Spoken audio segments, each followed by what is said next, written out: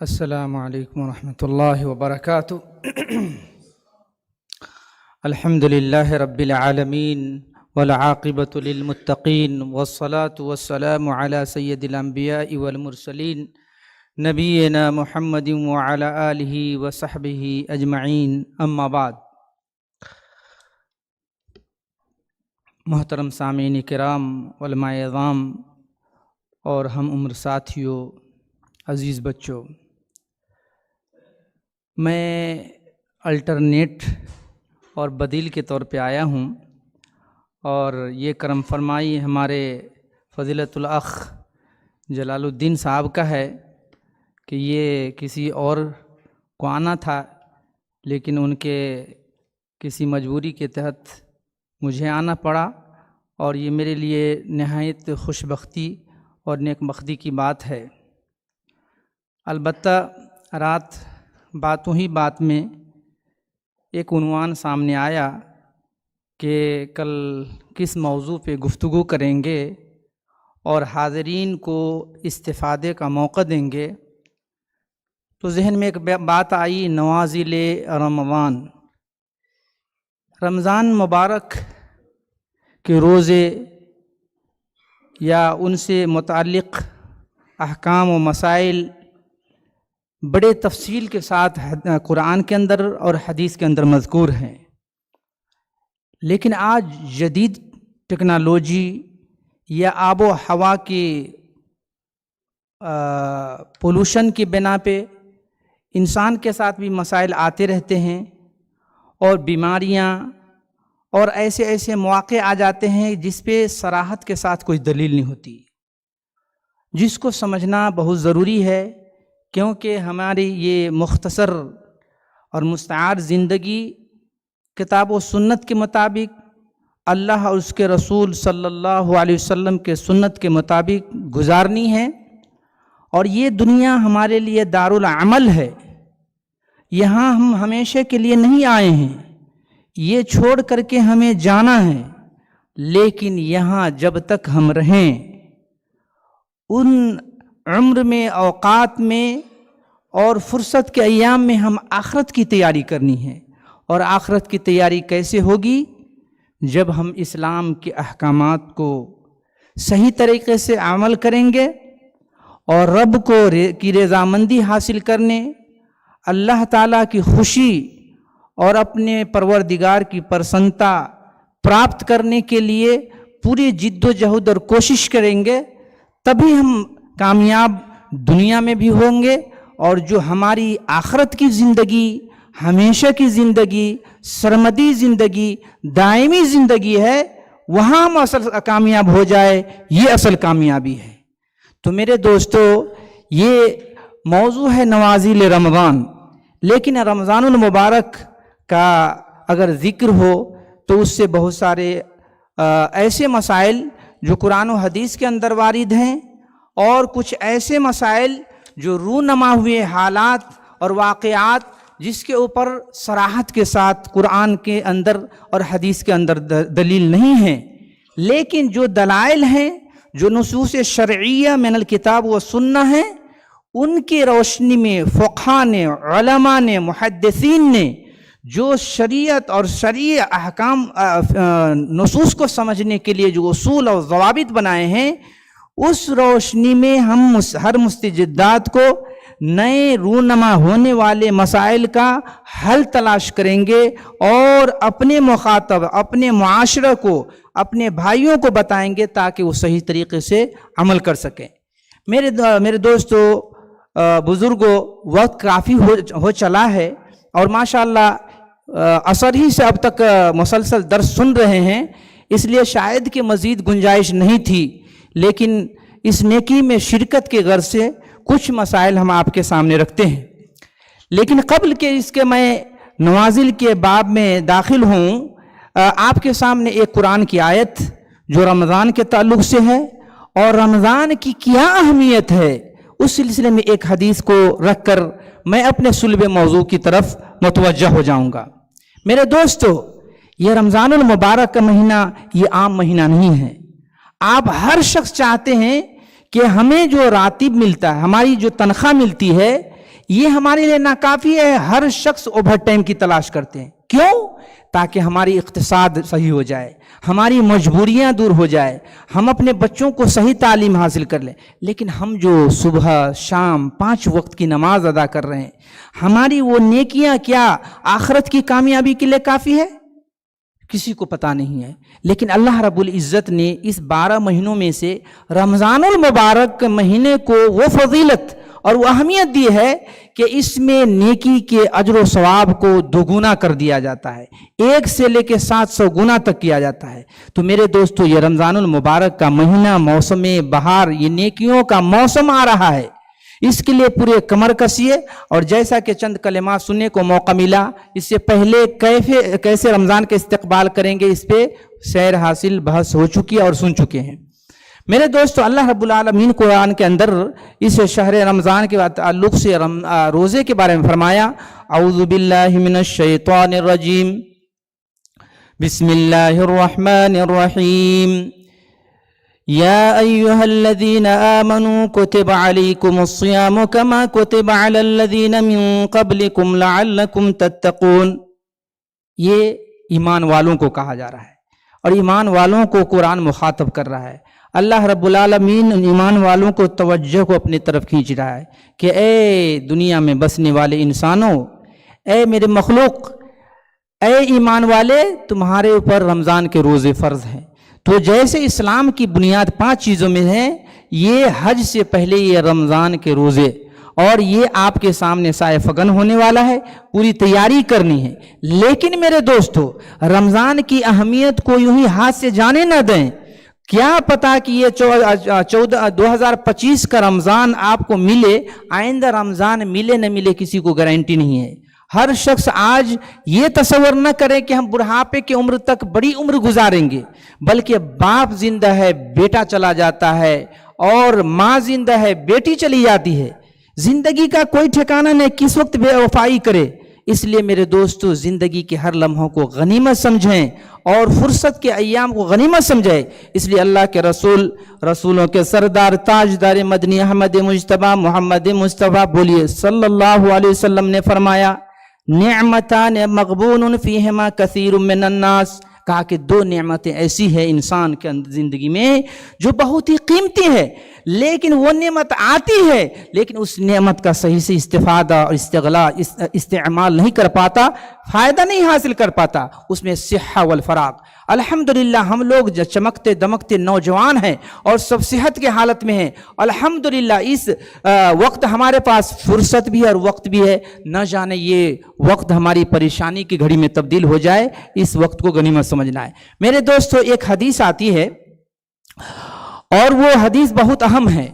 کہتے ہیں, طلحہ بن عبید اللہ کی روایت ہے, وہ کہتے ہیں کہ ان رجلین من بلی قدما علی رسول اللہ صلی اللہ علیہ وسلم. 2 شخص, ایک قبیلہ یہاں گزرا ہے بلی, تو بلی یہ قبیلہ کے 2 شخص اللہ کے رسول صلی اللہ علیہ وسلم کے پاس آئے, اور دونوں نے بیک وقت اسلام قبول کیا, اور دونوں ایک ساتھ اسلام قبول کیے, اور ایک شخص بڑے ہی عبادت گزار بنے, اور پھر عبادت ہی نہیں بلکہ عبادت کے فیلڈ میں مثال دی جانے والے ایسے مطلب محنتی اور عبادت گزار بنے. لیکن ایسا بھی ہوا کہ اسلام کے خاطر اور اعلاء کلمت اللہ کے خاطر, دین کی سربلندی کے خاطر وہ جنگ میں لڑے اور شہید ہو گئے. عبادت گزار اور پھر شہید, اور شہید کا کیا کہنا, ابھی شہادت کی جو فضیلت آپ لوگوں نے سنا ہے. دوسرے ایسے شخص تھے جو پہلے شخص کے شہادت ہو گئی, دنیا سے چلے گئے. دوسرے شخص وہ بھی اسلام قبول ساتھ میں کیے تھے, لیکن 1 سال اور ان کا وقت ملا. کہتے ہیں اس کے بعد فغض المجتہد منہما فاستشہد ثم مکث الآخر بعد سنہ ثم توفی. 1 سال اور زندہ رہے اور رمضان کا مبارک کا مہینہ پایا. طلحہ بن عبید اللہ کہتے ہیں کہ میں نے خواب میں دیکھا. خواب میں کیا دیکھ رہا ہوں کہ میں جنت کے دروازے پہ موجود ہوں, اور وہ دونوں کے دونوں نوجوان وہاں ہیں. اندر سے ایک فرشتہ آتا ہے, اور جو پہلے شہید ہوتے ہیں, جو بڑے نمازی عبادت گزار ہوتے ہیں, ان سے پہلے دوسرے شخص جو ایک شخص کا رمضان کا مبارک کا مہینہ پاتا ہے ان کو کہتا ہے پہلے آپ جنت میں جائیے۔ جب دیکھا تو تعجب ہوا، سبحان اللہ یہ کیا ماجرا ہے، سمجھ میں نہیں آ رہا ہے۔ اور ہر شخص کو یہ سمجھ میں آ رہا ہے کہ یہ رمضان المبارک کا مہینہ، اور ایک شخص اپنی وجود کو ختم کر دے دین کے خاطر، اللہ کی خوشی حاصل کرنے کے لیے، اللہ کے دین کی سربلندی کے لیے اپنے وجود کو ختم کر دے، یہ کیسے ہو سکتا ہے؟ کیوں ایسا ہوا؟ آخر میں آ کر کے جب وہ آئے تو لوگوں سے بیان کیا تو تعجب کرنے لگے۔ ہر شخص، آپ بھی تعجب کر سکتے ہیں، لیکن یہ بات ہمارے آقا نامدار تاجدار مدنی احمد مجتبیٰ محمد مصطفیٰ صلی اللہ علیہ وسلم کے پاس پہنچتی ہے۔ کہتے ہیں تم کس بات سے تعجب کر رہے ہو؟ اور آخری جملہ سنیے، کہتے ہیں اللہ کے نبی علیہ السلام قد مکث ھذا بعدہ سنہ فادرک رمضان فصامہ وصلی کذا کذا سجدۃ فی السنہ قالوا بلی یا رسول اللہ قال رسول صلی اللہ علیہ وسلم فما بینہما ابعد مما بین السماء والارض۔ کہا کہ دونوں کے مقام و مرتبہ، دونوں کے نیکی کر کے جو درجات حاصل ہیں کہ آسمان و زمین کا جو ہے فرق ہے، بعد ہے، اتنا ہے دونوں کے اندر میرے دوستو۔ تو ایک ٹکڑا سے یہ سمجھ لیجئے کہ رمضان المبارک کے مہینے میں آپ اپنی نیکیوں سے جھولی کو بھر سکتے ہیں، اپنی کمی کو پورا کر سکتے ہیں، نہ جانے آئندہ رمضان ملے نہ ملے۔ اس لیے میرے دوستو رمضان کی پوری تیاری کیجئے، اور رمضان میں دروس کے ذریعے، علماء کی صحبت کے ذریعے، قرآن کی تفسیر کے ذریعے جڑ جائیے۔ اس لیے دیکھیے کہ اللہ کے رسول صلی اللہ علیہ وسلم کے بارے میں آتا ہے کہ سال بھر میں تو ختم ہوتا، لیکن رمضان میں کیا کرتے؟ 2 بار قرآن ختم کرتے۔ تو کم سے کم کتنے لوگ ہیں جو رمضان میں قرآن 2 بار ختم کرتے ہیں؟ یہاں کوئی موجود تاکہ دوسروں کو حوصلہ ملے؟ کسی کا ہاتھ نہیں، ماشاءاللہ۔ اس میں کوئی ریاکاری کی بات نہیں ہے، کبھی کبھی جو ہے بتانا مقصد ہوتا ہے دوسروں کو ہمت افزائی۔ بتائیے جب اللہ کے رسول صلی اللہ علیہ وسلم نے کہا ایک حرف 10 نیکی، الحمد، یہ کہا ایک کلمہ نہیں ہے بلکہ ایک حرف نہیں بلکہ الف بھی حرف ہے، لام بھی حرف ہے، ہا بھی حرف ہے، میم بھی حرف ہے، دال بھی حرف ہے، اور ہر حرف پہ 10 نیکی ہیں تو 10 سے ملٹیپلائی کریں گے کتنا ہوگا؟ سبحان اللہ۔ تو یہ موسم بہار آ رہا ہے، اس کو اپنے ہاتھ سے جانے نہیں دیجیے گا۔ میرا موضوع ہے میرے دوستوں نوازل کے تعلق سے کچھ معلومات میں نے جمع کیا، لیکن یہ علمی خالص موضوع ہے، اجتہادی مسئلہ ہے، خطا و ثواب کا احتمال ہے، اس لیے بہت ساری چیزیں میں نوٹ کر کے لایا تھا، لیکن وقت کی قلت کی وجہ سے میں کچھ اہم مسائل آپ کے سامنے رکھنا چاہتا ہوں، جو دھیان سے سنیں، اور پھر زندگی میں اگر ایسا مسئلہ کسی کے ساتھ آ جائے یا ہمارے بھائیوں کے ساتھ آ جائے تو یہ دین ہمارا دین النصیحہ ہے، یہ دین کی بات دوسروں تک بھی پہنچانا ہماری یہ ذمہ داری ہے میرے دوستو۔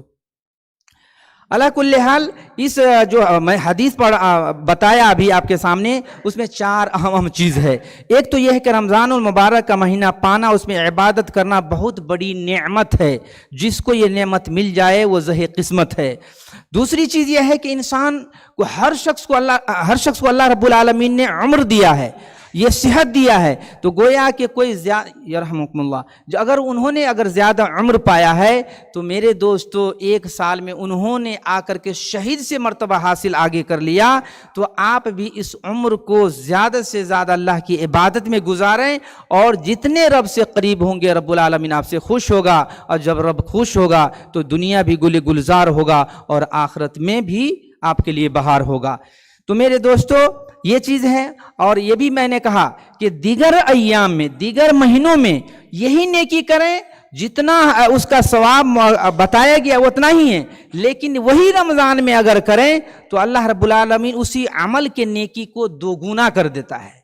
تو اس لیے رمضان میں خاص طور پہ کار خیر میں زیادہ سے زیادہ حصہ لینا ہے۔ علی کل حال نوازل یہ عربی کا لفظ ہے، میں نے کہا نوازل رمضان، یعنی رمضان المبارک کے مہینے میں، رمضان کے اندر روزے رکھنے، رمضان کے اندر اعتکاف کرنے، اور بھی دیگر چیزوں میں کیا نئی چیزیں آ رہی ہیں، اس میں ہمیں کیا حل ہوگا اس کے تعلق سے۔ تو یہ نوازل یہ عربی کا لفظ نازل سے ہے، اور نازل کا جو لغوی معنی ہوتا ہے ڈکشنری کے اندر کوئی نیا یا اچانک واقع ہونے والا، پیش آنے والا مسئلہ، اگر کہیں نیا مسئلہ آ گیا تو اس کا کیا حل ہوگا، اور یہ فقہی چیز ہے، اور یہ بات یقین مارو میرے دوستو کہ یہاں جو اللہ رب العالمین نے آپ کو بلایا ہے ہزاروں میں سے لاکھوں میں سے کروڑوں میں سے چن کر کے لایا ہے. اللہ کے نبی نبیوں کے سردار تاجدار مدنی احمد مجتبیٰ محمد مصطفیٰ صلی اللہ علیہ وسلم نے کہا من یرید اللہ خیرا یفقہہ فی الدین کہ جس کے ساتھ اللہ تعالیٰ خیر کا ارادہ کرتا ہے اللہ تعالیٰ اسے دین کی سمجھ عطا فرماتا ہے. اور آپ یہاں آئے ہیں دین سیکھنے کے لیے. اگر دین کے احکامات سیکھ لے, دین کی جانکاری حاصل ہو گئی اور صحیح طریقے سے اپنے جیون کو گزارا, زندگی بسر کیا, تو آپ کے لیے اللہ رب العالمین خیر کا ارادہ رکھتا ہے. تو اس تعلق سے میرے دوستو فقہ میں نوازل سے مراد وہ جدید مسائل جن پر براہ راست قرآن و حدیث میں حکم موجود نہ ہو, کیونکہ بدلتے حالات کے مطابق جو ہے اس قواعد میں اور نصوص کے فہم میں استدلالات میں آتا ہے. اسی طرح جدید اور سائنس اور ٹیکنالوجی کے ترقیات کے مطابق اجتہاد کی ضرورت بھی ہے. کوئی سوچے کہ اس زمانے میں ہے اور آج کے جدید جو مسائل آ رہے ہیں اور اس پہ اگر ڈائریکٹ اگر قرآن و حدیث سے دلیل نہیں ہے, اگر اس شعبہ کو چھوڑ دیں اور علماء اجتہاد کے ذریعے شرعی مسائل کو نہ بتائیں تو بہت سارے ایسے لوگ ہوں گے جہاں پہ ان کے لیے دشواری ہوگی.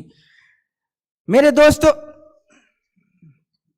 جی تو بہت ساری چیزیں ہیں, اس میں سے اہم چیز کی طرف میں اشارہ کر دینا چاہتا ہوں. ایک تو یہ ہے کہ جیسے دمہ کی بیماری ہر شخص کو پتا ہے. اگر کسی دمہ کے مریض اگر ہو جائے اور اس کو دم پھولتا ہے, ہاسپیٹل میں گئے اور ایک آلہ ہوتا ہے کہ اندر میں سانس کھینچنے والا, اس کو اردو میں یا انگلش میں انہیلر یا کچھ بولتے ہیں. تو اگر دمہ کا مریض ہے اور روزے کے حالت میں اگر یہ لگتا ہے ناک میں لگاتا ہے علاج کے لیے, تو یہ کیا ہے؟ صحیح ہے. قرآن میں بھی نہیں حدیث دمہ کا ذکر آیا ہے, نہ حدیث میں دمہ انہیلر کا ذکر آیا ہے. تو اس کا کیا حکم ہے آپ لوگوں کو پتا ہے؟ تو اس کے سلسلے میں کہا جاتا ہے کہ دو طرح موقف ہے. ایک موقف یہ ہے کہ بہت سارے کہتے ہیں کہ اس سے بھاپ نکلتا ہے, اس سے پانی نکلتا ہے اور اس سے جو ہے اندر میں جانے کا خدشہ ہے. لیکن اگر باعث منہ میں بلغم بنے یا سانس میں کسی طرح کا بنے, لیکن اگر وہ اندر میں کوئی چیز نہیں جانے دیتا ہے, باہر پھینک دیتا ہے, تو اس سے روزے پہ کوئی فرق نہیں پڑے گا. علاج کے گھر سے اس کو آپ کر سکتے ہیں, آلۃ الاستنشاق کہتے ہیں اس کو. تو یہاں جو بہت سارے ہاسپٹل میں دیکھتے ہوں گے. اسی طرح دوسرا مقصد آتا ہے انجیکشن اور ڈراپس وغیرہ کا. تو اس کا کیا حکم ہے؟ رمضان کے دنوں روزے کی حالت میں اور مریض ہے اس کو علاج کرانا ہے, تو عام دوائی والے انجیکشن روزہ نہیں توڑتے. البتہ کوئی ایسی چیز ہو جس میں غذائیت ہو, نیوٹریشن فراہم کرنے والے انجیکشن ہو, جیسے گلوکوز ڈراپس وغیرہ ہے, تو یہ روزہ توڑ دیتے ہیں. اسی طرح ہوتا ہے ڈائلیسس, جو بیماری کا ہوتا ہے. اگر روزے کی حالت میں اگر ہو تو کیا انسان تو ہوش میں ہوتا ہے نا, مرا تو نہیں انسان. تو اگر اس طرح سے اگر اس حالت میں ہے اور ہوش میں ہے, عقل سمجھتے ہیں بوجھتے ہیں, تو اس حالت میں نماز بھی معاف نہیں ہے, تو روزہ کہاں سے؟ لیکن اگر کوئی شخص جو ہے اتنا مریض ہے کہ روزے کی استطاعت نہیں رکھتا ہے, تو اس بعد میں اپنا قضا کرے. لیکن اگر اس حالت میں رہے تو ڈائلیسس کرے تو جائز ہے کہ نہیں؟ یہ بھی جدید مسائل ہے. تو اس کا کیا حکم ہے؟ تو کہتے ہیں کہ اگر ڈائلیسس کے دوران جس میں غذائی, جس پہ کھانے اور پینے کا اطلاق ہوتا ہے, کہا کہ فقہ نے کہا کہ ما قام مقام الاکل والشرب فہو مفطر. یہ قاعدہ فقہ کا ہے اور شریعت کو سمجھنے کے لیے علماء نے جو اصول کا قاعدہ بنایا ہے اس سے فٹ ہوتا ہے. تو اگر واقعی ڈائلیسس کے دوران جسم میں غذائی اجزاء داخل کیے جائیں تو یہ روزہ کو توڑ دے گا, یعنی روزہ اس کا متاثر ہوگا, ختم ہو جائے گا. اسی طرح ویکسین کا معاملہ ہے. آج کل جو بہت سارے سفر پہ آ رہے ہیں, ہو سکتا ہے کہ رمضان میں کسی کو اپنے بلد سے آنے کا موقع ملے, اور کچھ اخبار کے مطابق کہا تھا کہ ویکسین ضروری ہے, لیکن بعد میں سنا کہ ویکسین معاف کر دیا گیا ہے. یا جو بھی حالت ہو, اپنے دیش میں ہو, اپنے کام کے لیے ہو, کہیں بھی اگر ویکسین کی اگر ضرورت پڑ جائے تو کیا ہوگا؟ تو کہتے ہیں کہ جلد کے نیچے, گوشت کے نیچے دی جانے والی ویکسین روزہ نہیں توڑتی, کیونکہ یہ کھانے یا پینے کے مترادف نہیں ہوتا ہے. جو آنت میں کھانے پینے کے ذریعے جاتا ہے وہ نہیں ہوتا ہے، بلکہ جلد میں، اس سے کوئی فرق نہیں پڑے گا۔ اسی طرح بہت سارے جو ہے نا ایسی چیز ہے جو انسان کو مشقت میں ڈالنے والی ہے، لیکن وقت کافی ہو چکا ہے اور بہت سارے جدید مسائل سب لایا۔ اسی طرح کے یہ بھی آتا ہے کہ تراویح کا معاملہ ہے، اور اسی کو میں اپنی بات ختم کروں گا کہ کوئی شخص اگر حرم کی تراویح، اور انڈیا میں ماشاءاللہ جدید ٹیکنالوجی ہے، بڑا سا شاشہ لگا دیا اور سب آدمی جو ایسے ہی دیکھ رہے ہیں، امام صاحب پڑھ رہے ہیں اس کو بھی دیکھ رہے ہیں، پیچھے میں پورے حرم چل رہا ہے اس کو بھی دیکھ رہے ہیں۔ آج کل ذرہ برابر مس ہونے کا بہت ہی کم خدشہ رہ گیا، اتنا ہائی ٹیکنالوجی آ گیا ہے۔ تو کوئی اپنے ملک میں، اپنے گھر میں، اپنے محلے میں سب لوگ ایک جگہ جمع ہو جائے اور شاشہ لگا دے اور اس شاشے میں کے پیچھے نماز پڑھے، یہ بھی جدید مسئلہ ہے۔ تو کیا آپ پڑھ سکتے ہیں کہ نہیں پڑھ سکتے ہیں؟ جی کیوں نہیں پڑھ سکتے ہیں؟ جی جزاکم اللہ خیر، یہ صحیح جواب ہے کہ اس کا ارتباط امام اور اس سے جو ہے صف میں اور بہت ہی فاصلہ ہونا جو ہے بالکل نماز کے لیے باطل ہے۔ اس لیے جو ہے اگر کوئی شاشہ لگا دے، چاہے جو آواز مل جائے، انداز مل جائے، قریب ہو، چاہے گڑبڑی ہو، کچھ بھی ٹیکنالوجی ہو، وہ صف جو ہے متصل ہونا ضروری ہے۔ اس لیے اس طرح کے مسائل اور بھی بہت ساری چیزیں ہیں جو بتانے کی تھی، لیکن اسی پہ اکتفا کرتا ہوں اور اللہ رب العالمین سے دعا کرتا ہوں کہ اللہ رب العالمین ہمیں دین کی سمجھ عطا فرمائے، جب تک دنیا میں رکھے اسلام پہ قائم دم میں رکھے، اور جب خاتمہ ہو تو ہماری زبان پہ لا الہ الا اللہ محمد رسول اللہ جاری ہو۔ جزاکم اللہ خیر۔